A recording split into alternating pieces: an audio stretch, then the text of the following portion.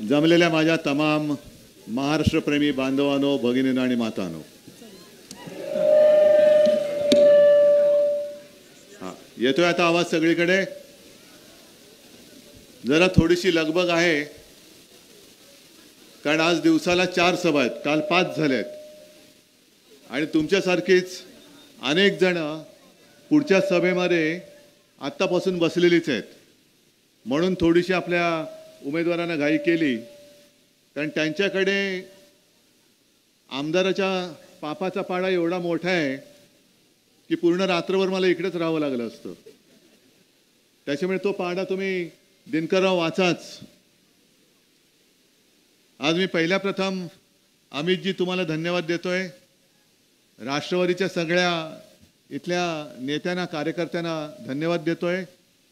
आणि आणखीन 2, एक म्हणजे आपले सोमवंशी आणि दुसरे आपले श्रीशल्य, या ओडगेजी, या रे दोघेही, या दोघांनाही मी खास धन्यवाद देतोय. बजरंग दादा कोण, सगळेच या, जे जे असतील नसतील सगळेच या, सगळ्यांना धन्यवाद देतोय. कारण आपण लढतोय ते गद्दारांशी लढतोय आणि गद्दारांशी लढताना मला सोबत मुठभर असले तरी चालतील, पण निष्ठावंत पाहिजेत, निष्ठावंत पाहिजेत. या सगळ्यांनी तयारी केली होती, लढण्याची इच्छा व्यक्त केली होती, पण एकदा निर्णय घेतल्यानंतर कुठेही खळखळ न करता केवळ माघारच नाही घेतली, तर कामासाठी पुढाकार घेतलेला आहे. म्हणून यांना मी खास धन्यवाद देतोय. आणि तुम्ही काळजी करू नका, एकदा सरकार आल्यानंतर सगळ्यांचा मान पान ही जबाबदारी माझी. चल नाही बस. मला आता या औषधात आल्यानंतर किंवा येताना 2019ची आठवण आली, कारण तेव्हा आपण या चोरांबरोबर युतीमध्ये होतो, भाजपाबरोबर. आणि त्यांनी मला सांगितलं, म्हणजे औसा आपल्याकडे आलेलीच होती, घेतलीच होती, कारण युतीमध्ये आपल्याकडेच होती. सगळं झालं, उमेदवारी देण्याच्या वेळेला अचानक देवेंद्र आले. मला म्हणाले, साहेब ते जरा औसा बघा ना, औसा बघा ना, औसा बघा ना. म्हटलं औसाचं काय बघायचं, आम्ही बघितलंच आहे, जागा आमचीच आहे. नाही माझ्यासाठी म्हणे फक्त एवढंच करा. म्हटलं काय करायचं? त्या अभिमन्यूला द्या. म्हटलं अभिमन्यू कशाला पाहिजे तुम्हाला? ना मला मोजायला बरा पडतो. आणि मोजायला म्हणजे निवेदन मोजायला बरा पडतो, बॅगा उचलायला बरा पडतो. म्हटलं मग तुम्ही घरी ठेवा ना त्याला. नाही मला तिकडे पण जरा विधिमंडळात बरा पडतो, पण तिकडे पण मोजावं लागतं म्हणे. तर मग ठीक आहे, आता एवढा प्रेमभावे म्हटल्यानंतर थोडंसं आपल्यात एक माणुसकी शिल्लक आहेच, आणि त्यांच्यापेक्षा तर नक्कीच कितीतरी पटीने जास्त शिल्लक आहे, कितीतरी पटीने जास्त आहे. मी त्यांच्या प्रेमाखातर मी त्यांना दिली. मी या माणसाला काळा का गोरा तेव्हा पाहिलं पण नव्हतं कोण आहे माणूस. पण अभिमन्यू असलं तरी देवेंद्र आता स्वतःच चक्रव्यूहामध्ये अडकलेत, स्वतः चक्रव्यूहात अडकलेले आहेत.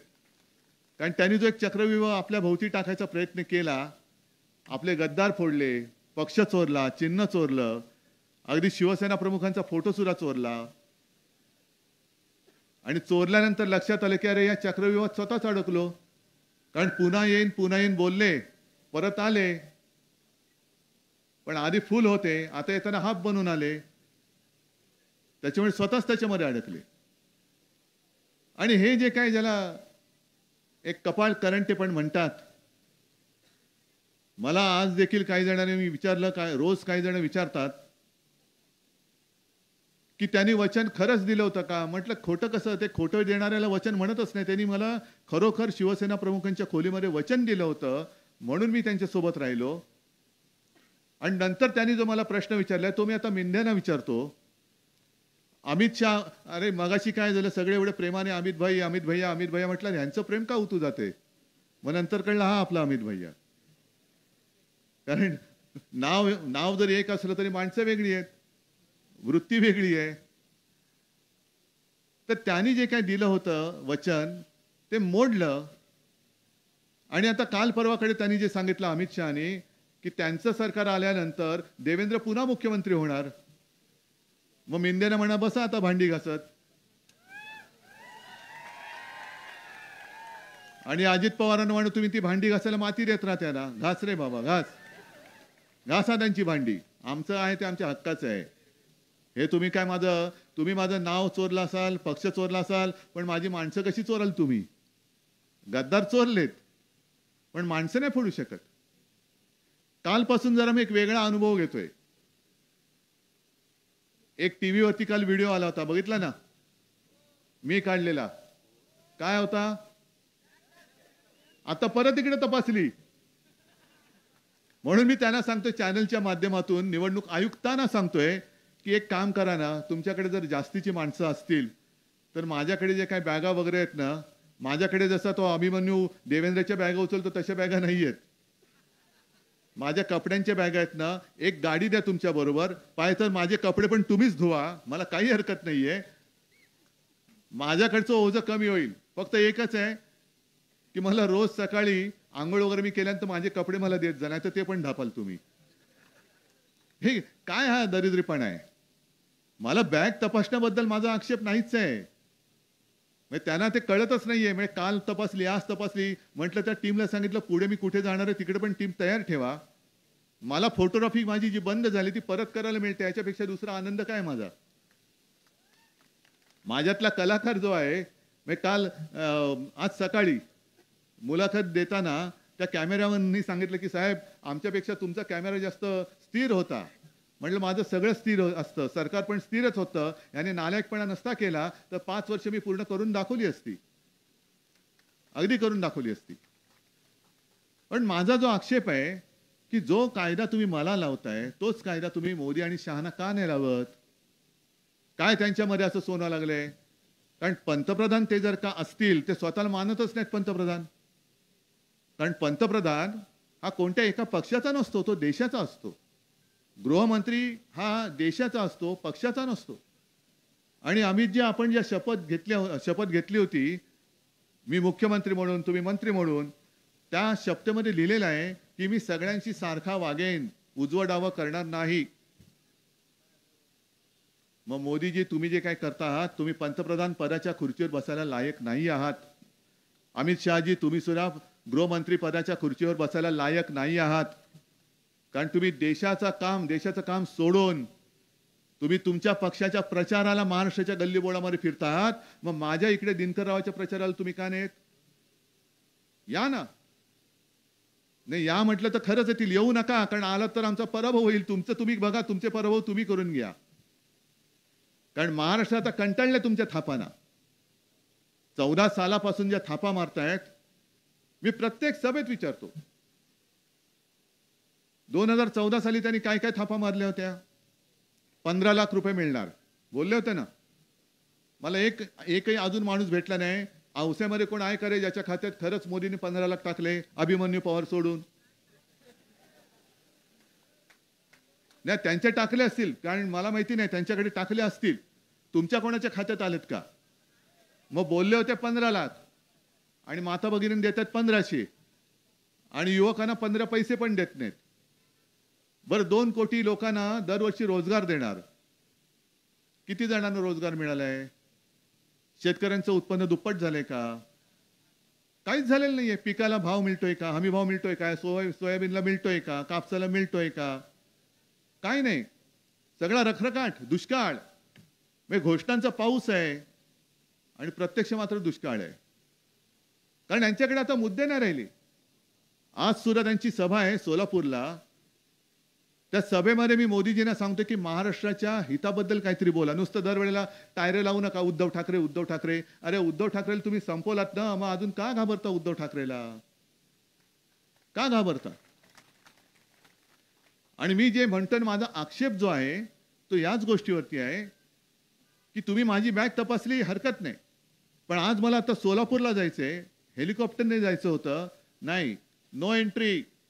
मोदींचं विमान उतरतंय. म्हणजे मोदी येताना तुम्ही बाकीच्या सगळ्या पक्षांना एअरपोर्ट बंद करतात. ज्या रस्त्याने जाणार त्या रस्त्यावरती नागरिकांना बंदी करता आहात. मग टिकोजीराव येणार. और भाइयों बहनों, ही लोकशाही नाही मी मानायला तयार. ही लोकशाही असूच शकत नाही. जर माझी बॅग तपासली जात असेल तर मोदी शहांची सुद्धा तपासली गेलीच पाहिजे. आणि माझी जशी तुम्ही येताना बॅग तपासता तशी मोदी शहांशी महाराष्ट्रातून जाताना बॅग तपासा. कारण महाराष्ट्राला लुटून घेऊन चाललेत. कुठे कळतंय ना तुम्हाला? बघतात ना तुम्ही? मग पुन्हा यांना मतदान करून आपण आपल्या चक्रव्यूहात अडकणार आहोत. मग भाजप असेल, मिंदे असेल, महायुतीला मत. मग मी असं जर का म्हटलं की महायुतीला मत म्हणजे गुजरातला मत, काय मी चुकीचं बोलतोय? काय चुकीचं बोलतोय? आता यांना तो जो काही पाना फुटलेला आहे, आम्ही शेतकऱ्यांना कर्जमुक्त करू. अरे आम्ही करून दाखवलं ना शेतकऱ्यांना, म्हणून तर लोक येतात माझ्याकडे. 2 लाखापर्यंतचं पीक कर्जमुक्त आपण केलं होतं की नव्हतं? बरोबर ना? बरं आता तुम्हाला पीक विमा तरी मिळतोय का? नुकसान भरपाई नाही. आणि प्रत्येक तुमच्या गोष्टीवरती जीएसटी मात्र कचकून घेत आहेत. म्हणजे दुष्काळ पडला किंवा अतिवृष्टी झाली, पूर आला, तर तुम्हाला पिकाचे हमी भाव हे वरखाली होतात. तुमचं पीक सोडून जातं. मग तुम्हाला पीक विम्याचे तुमचा उत्पन्न खर्च किती असो, 27 रुपयाचा चेक पीक विमा झालं. तुमचं घर भरभरून आणखीन घराच्या छपरावरती सोनं चढलं, सोन्याची कौलं चढली. 27 रुपयाचा चेक, 51 रुपयाचा चेक, 123 रुपयाचा चेक. बरोबर आहे ना? हा पीक विमा. आता तुम्हाला कळते की महाराष्ट्रामध्ये शेतकरी नांदतायत.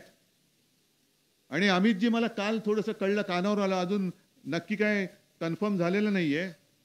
पण सोयाबीन पिकवणारा शेतकरी जो आज चिडलेला आहे, कापूस उत्पादक शेतकरी जो चिडलेला आहे, त्याला कुठेतरी असं भासवायचंय किंवा यांना एक जे म्हणतात ना फेक नरेटिव्ह म्हणजे खोटं कथानक, ते यांना असं करायचंय की काल एक मंत्रालयात का कुठे एक बैठक झाली मुख्य सचिवांच्या अध्यक्षतेखाली, असं मी ऐकलं. त्याच्यामध्ये सहकार सचिव पण होते, आणखीन काही होते, एक प्रसिद्धी प्रमुख पूर्वी होते ते पण होते. आणि आता असं भासवायचं की खरेदी वगैरे झालेली आहे, शेतकऱ्यांना भाव मिळालेला आहे, आता आनंदात सगळे आहेत, आनंदी आनंद चहूकडे, आम्ही आपले इकडे तिकडे. हे आता कदाचित ते जाहिरात किंवा बातमी देण्याची शक्यता आहे. कळेल 2-3 दिवसामध्ये. म्हटलं देऊच द्या. कारण अशी खोटी बातमी जर का दिली तर बातमी पेपरमध्ये येईल, कदाचित बातमी चॅनेलवरती दिसेल, पण शेतकऱ्याच्या कडे पडलेला सोयाबीनचा ढीग जो आहे ना, तो खरं बोलणार आहे. त्याच्या घरात पडलेला कापूस तो खरं बोलणार आहे. आणि हे केलं तर आणखीन शेतकरी चिडून उठणार आहे. या सगळ्या ज्या गोष्टी होत्या, जसं आता बहिणीला 1500 रुपये देत आहेत. मी तर म्हटलं जर हे तिन्ही भाऊ, तुम्हाला मागे बोललो मी, एक कोण देवा भाऊ, एक दाढी भाऊ आणि तिसरा जॅकेट भाऊ, म्हणजे तिघही मिळून महाराष्ट्र खाऊ. म्हणजे तुम्ही साधा विचार करा की दिनकररावांनी इथल्या आमदाराचा सगळा तो भ्रष्टाचाराचा पाढा वाचला. 2.5 वर्षात एक अभिमन्यू नाही, त्याच्या गुणिले 40 अधिक अजित पवारांचे किती असतील ते, अधिक भाजपचे, एवढ्या सगळ्यांनी किती महाराष्ट्र लुटला असेल जरा तुम्ही हिशोब करून बघा. हा सगळा हिशोब केला तर किती प्रचंड लाखो कोटी रुपये होतील. आणि मिंदेने तर सगळं ताळतंत्र सोडूनच दिलेलं आहे. जाऊ तिथे खाऊ, हेच त्यांचं घोषवाक्य आहे. हेच त्यांचं घोषवाक्य. म्हणजे मुंबईमध्ये सुद्धा रस्त्याची कॉन्ट्रॅक्ट ही चढ्या दराने ही काढली त्यांनी. कारण का? कॉन्ट्रॅक्टरकडनं टक्केवारी पाहिजे. मग त्यांचं भांडं आपण फोडलं. 1-1.5 वर्षापूर्वी पंतप्रधान आले होते आणि मुंबईकरांना फसवण्यासाठी रस्त्याच्या कामाचा शुभारंभ केला. नारळ फोडले कचाकच. आणि काय काय कामं हे आपण केलेल्या कामावरती पुन्हा एकदा नारळ फोडून शुभारंभ केला त्यांनी. आणि आपण भांडं फोडलं की हे मूळ काम कितीचं होतं, आता किती हजार कोटीने वाढले. हे सगळे पैसे हे मिंद्यांच्या कॉन्ट्रॅक्टरच्या खिशामध्ये जात आहेत. आणि ही लढाई जी आहे, ही लढाई केवळ उद्धव ठाकरेंची, दिनकरराव मानेंची, अमित भैयाची अशी नाहीये. ही लढाई तुमची आहे, तुमच्या आयुष्याची आहे. तुम्ही ठरवलं पाहिजे की तुमचं आयुष्य, तुमच्या मुलाबाळांचं भवितव्य तुम्ही दरोडेखोरांच्या हातामध्ये देणार का निष्ठावंत छत्रपती शिवरायाच्या मावळ्याच्या हातामध्ये देणार. काय महाराष्ट्र काय म्हणून ओळखला जायला पाहिजे. शिवरायाचा स्वाभिमानी महाराष्ट्र म्हणून ओळखला जायला पाहिजे की अदानीचा लाचार महाराष्ट्र म्हणून ओळखला गेला पाहिजे, हे तुम्ही ठरवायचंय. हा महाराष्ट्र मोदी आणि शहाना दिल्लीत बसून हाकता येणार नाही. या महाराष्ट्राने अनेक वेळेला ज्या वेळेला संकट आले, अगदी यशवंतरावांपासून तिथपासून सुरुवात केली तरी, आणि अगदी स्वराज्य स्थापनेसाठी सुद्धा, स्वातंत्र्यासाठी सुद्धा महाराष्ट्राने जेवढे क्रांतिकारक दिलेत, क्वचितच कधीतरी कोणीतरी दुसऱ्या राज्याने दिले असतील. नाही दिले असं माझं म्हणणं नाही. बंगालने दिले, उत्तर प्रदेश सगळ्यांनी दिले, पण महाराष्ट्राने जेवढं स्वातंत्र्यासाठी त्याग केलेला आहे, तो महाराष्ट्र नेहमी देशासाठी, देश वाचवण्यासाठी हा अग्रेसर राहिलेला आहे. म्हणूनच सेनापती बापट जे बोलले होते, आपण नेहमी त्यांचं बोलतो, महाराष्ट्र मेला तरी राष्ट्र मेले, खरा वीर वैरी पराधीनतेचा. म्हणजे महाराष्ट्र वीर आहे आणि पराधीनतेचा वैरी आहे. महाराष्ट्र मेला तरी राष्ट्र मेले. आणि शेवटचे त्यांनी म्हटलेले आहे की महाराष्ट्र आधार या भारताचा. मोदी आणि शाह हा महाराष्ट्र खतम करायला निघालेले आहेत. अरे तुम्ही काय योजना आणतायत? आजपर्यंत तुम्ही काही दिलं नाही. द्यायचं असतं तर 2.5 वर्षात देऊन दाखवलं असतात. पण आम्ही ज्या काही गोष्टी दिल्या आहेत आणि देऊ इच्छितोय, पंचसूत्रीमधून दिलेल्या आहेत, वचननाम्यातून दिलेल्या आहेत. एक तर आनंदाचा शिरा जे वाटतं, त्या आनंदाच्या शिरामध्ये कोणी आनंदाचा शिरा मिळालाय तुम्हाला? ज्यांना नाही मिळाला ते नशीबवान आहेत. मिळाला त्यांना विचारा, त्या आनंदाच्या शिऱ्यामध्ये काय होतं? काय होतं? आळ्या, उंदराच्या लेंड्या, कुठे झुरळ, आणि हा मेंढ्यांचा म्हणजे एकनाथचा आनंद, जो लोकांना आळ्या खायला घालतो, लोकांना उंदराच्या लेंड्या खायला घालतो, हा यांचा आनंद. आणि यांना पुन्हा डोक्यावर घेऊन नाचायचं. मग आम्ही पूर्वी जे केलं होतं, जेव्हा मनोहर जोशी मुख्यमंत्री होते, त्यावेळेला जे केलं होतं तेच मी पुन्हा करून दाखवणार आहे. 5 जीवनावश्यक वस्तू ज्या आहेत, तेल, तांदूळ, गहू, साखर, या सगळ्या 5 जीवनावश्यक, आणि डाळ, 5 जीवनावश्यक वस्तूंचे भाव शेतकऱ्याचं 1 पैशाचं नुकसान होऊ न देता आपण पुढची 5 वर्ष आपण स्थिर ठेवून दाखवणार आहोत. जसं मुलींना मोफत शिक्षण आहे, तसं महाराष्ट्रात जन्मलेल्या मुलांना सुद्धा आपण मोफत शिक्षण देऊन दाखवणार, म्हणजे दाखवणारच. या गोष्टी नाही करायच्या. महिलांना तुम्ही 1500 रुपये देताय. माझं तर आव्हान आहे, हे तिन्ही भाऊ आणि अधिक जे 2 येत आहेत दिल्लीतले, मोदी आणि शहा, या 5ही जणांनी बदलापूरला जायचं, आणि ज्या चिमुरडीवरती अत्याचार झाल्यानंतर तिची आई आजारी होती, तिचे वडील हे पोलीस स्टेशनमध्ये तासनतास थांबले. कोणी त्यांची दखल घ्यायला तयार नव्हतं, तक्रार नोंदवून घ्यायला तयारी नव्हती. आणि जेव्हा बातमी बाहेर फुटली तेव्हा सगळे बदलापूरकर रस्त्यावरती आले, व रेल्वे ट्रॅक त्याने अडवला, रेल रोको केलं. हे सगळं दृश्य तुम्ही टीव्हीवर पाहिलेत. त्याच्यानंतर यांना जाग आली आणि मग गुन्हा दाखल केला. आणि त्याच बरोबरीने जेवढे लोक आरोपीला फाशी द्या सांगण्यासाठी रस्त्यावरती उतरले होते, गुन्हेगाराला फाशी द्या सांगायला रस्त्यावरती उतरले होते, त्यांच्यावरती गुन्हे टाकलेत. मला नाही वाटत अजून ते गुन्हे मागे घेतलेले आहेत. पण या 5ही जणांनी त्या माऊलीच्या घरी जायचं आणि तिला 1500 रुपये देऊन दाखवायचं. काय उपयोग आहे त्या 1500 रुपयाचा? आबरू लुटली जात असेल तर 1500 रुपये घेऊन करणार काय? महिलांची जिकडे सुरक्षा धोक्यामध्ये आहे तिकडे पैसे काय करणार? आणि म्हणून आपण जे ठरवलेलं आहे की महाराष्ट्रामध्ये एक तर महिला पोलिसांची भरती आपण जास्त करणारच, पण त्याच बरोबरीने महिलेला, माता भगिनीला कधी ती पोलीस स्टेशनमध्ये जायची वेळ येऊ नये असा तर कारभार करूच. पण दुर्दैवाने वेळ आली तरी रात्री अपरात्री ती कधीही गेली तरी तिला पोलीस स्टेशनमध्ये जायला भीती वाटता कामा नये. तिची तक्रार पटकन नोंदवून कारवाई सुरू केली जायला पाहिजे. म्हणून आपण महिलांसाठी महिला पोलीस कर्मचारी आणि महिला पोलीस अधिकारी असणारी पोलीस स्टेशन, स्वतंत्र पोलीस स्टेशन सुद्धा आपण सुरू करणार आहोत. पुन्हा एकदा शेतकऱ्यांना कर्जमुक्त तर करणार आहोतच. आणि खरं म्हटलं तर आम्ही असं ठरवलं होतं की पहिल्या वर्षीच आपण कर्जमुक्त केलं होतं. आणि माझ्या मनात असं होतं की निवडणुकीच्या आधी परत एकदा शेतकऱ्याला कर्जमुक्त करायचं होतं मला. पण नाही करू शकलं. पाडलं सरकार. का पाडलं सरकार? तर महाराष्ट्र लुटायचा होता. महाराष्ट्र लुटायचा होता. कारण त्यांना माहिती आहे की महाराष्ट्र लुटण्याच्या आड कोणी जर का येऊ शकत असेल तर ती हिंदू हृदय सम्राट शिवसेना प्रमुखांची शिवसेनाच येऊ शकते, उद्धव ठाकरेच येऊ शकतो, दुसरा कोणी येऊ शकत नाही. सोबत काँग्रेस आणि राष्ट्रवादी आहेतच, पण महाराष्ट्राची अस्मिता असणारी शिवसेना पहिले हिला संपवा. हा शिवसेनेच्या मुळावरती घाव नाही, हा महाराष्ट्राच्या मुळावरती घाव मोदी आणि शहानी घातलेला आहे. आणि त्यांचे हे सगळे चेले चपाटे हे सगळे फिरतायत. आणि म्हणून मी मुद्दाहून इकडे प्रचाराला आलेलो आहे. मी दिनकररावांना उमेदवारी एवढ्यासाठी देतोय आणि दिली. आमदार तर तुम्ही त्यांना करणारच आहात, पण त्यांचं नाव माने आहे. मी तुमच्या मानेवरचं हे लुटारूंचं भूत उतरवायला आलेलो आहे. हे लुटारू आहेत. म्हणजे त्यांची जी घोषणा आहे कि हम महाराष्ट्र को लुटेंगे और दोस्तों को बांटेंगे, लुटेंगे और बांटेंगे, ही भाजपाची घोषणा आहे आणि तेच ते करतायत. गुजरातला उद्योग नेतात की नाही? मग हे जसं ते बोलले होते लोकसभेच्या वेळेला की यांनी म्हणे ते संविधान आम्ही बदलणार, याचं फेक नरेटिव्ह केलं. मग इथून टाटा एअरबस तुम्ही गुजरातला नेला, हे फेक नरेटिव्ह आहे.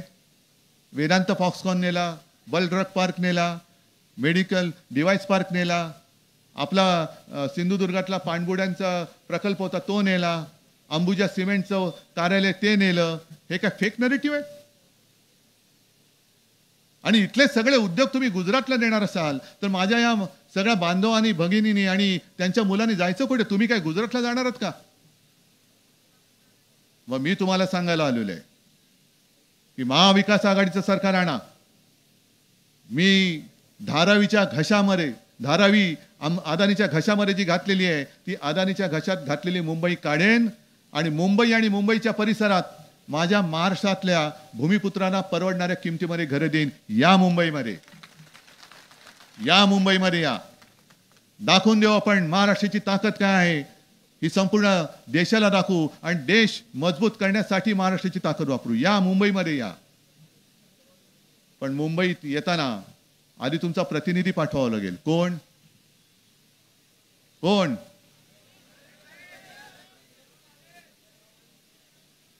नक्की? मग निशाणी काय? शाबास. कारण ते बऱ्याच ठिकाणी हा संभ्रम निर्माण करतायत. आपलं जुनं चिन्ह तर चोरलंयच. म्हणजे भाजप, मी जो बोलतो ना, भाकड जनता पक्ष आहे, भाकड आणि भेकड. हे लोकसभेतलं माझं वाक्य आजही कायम आहे. कारण हे काही निर्माण करू शकले नाहीत. चोर, दरोडेखोर, म्हणजे यांच्याबरोबर मिंदे आहे, यांच्याबरोबर अजित पवार आहे, ईडी, इन्कम टॅक्स, सीबीआय, अशी सगळी यांची युती आहे, महायुती. ह्या सगळ्यांची युती करून आणि निवडणूक आयोग आपल्या अंगावरती येत आहेत. आणि आपण मात्र छत्रपती शिवरायाचा भगवा घेऊन, हातामध्ये घेऊन, जसं त्यावेळेला ते आक्रमण शिवरायांनी थोपवलं होतं तसंच हे आक्रमण आता आपल्याला नुसतं थोपवायचं नाही, हे परतून लावायचं आहे. आणि म्हणून मी तुम्हाला एकच विनंती करेन, इकडे तर मशाल आहेच, पण अमितजी तुम्ही मागाशी मला म्हणालात की लोहा कंदारमध्ये काय, लोहा कंदारमध्ये सुद्धा मशालच आहे. एकनाथराव पवारच आपल्या अधिकृत उमेदवार आहे. मी जाहीरपणाने त्यांची सभा पण घेतलेली आहे. आज पण इथे सांगतोय, कुठेही कोणाचाही संभ्रम करून घेऊ नका, अजिबात करू नका. कारण जे करायचं ते उघड उघड करतो. आम्ही काँग्रेस सोबत आलो ते सुद्धा उघडपणाने आलोय, पवार साहेबांबरोबर आलो, उघडपणाने आलो. आणि भाजपने जे केलं म्हणजे माझी शस्त्रक्रिया झाल्यानंतर काही काळ मी हतबद्ध होतो, माझी हालचालच बंद झाली होती. त्यावेळेला रात्री अपरात्री हे देवेंद्र आणि मिंदे हे रात्रीच्या काळोखात भेटून त्यांनी कटकारस्थान केलं आणि आपलं चांगलं चाललेलं सरकार गद्दारी करून पाडलं. आता त्या गद्दारीचा सूड उगवायचा आहे. आणि म्हणूनच तुम्ही सगळेजण महाविकास आघाडीचं सरकार आल्यानंतर बेधडक तुमच्या मुलांना आणि मुलींना मुंबईमध्ये पाठवा. ती तिकडे सुरक्षित राहील ह्याची हमी मी घेतोय, ह्याची हमी मी घेतो. पण हे जर करायचं असेल तर तुम्ही तुमच्याकडचा लोकप्रतिनिधी, आमदार हा आपल्या महाविकास आघाडीचाच पाठवा आणि इथून दिनकररावांनाच पाठवाल अशी खात्री व्यक्त करून तूर्त आपली मी रजा घेतो. जय हिंद, जय महाराष्ट्र.